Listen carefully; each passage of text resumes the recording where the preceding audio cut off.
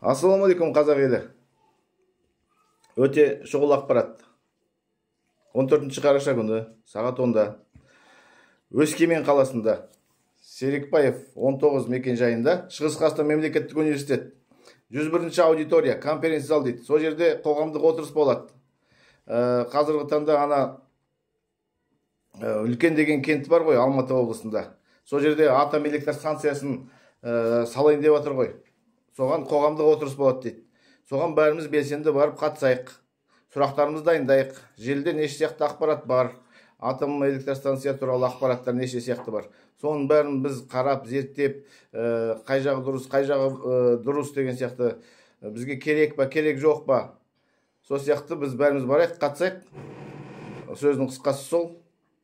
14 қараша сағат 10-да таңертең 101-ші аудитория. Бәріміз барайық, қатыса алсақ. Мен өзім барам. Сіздерді сонда тосам.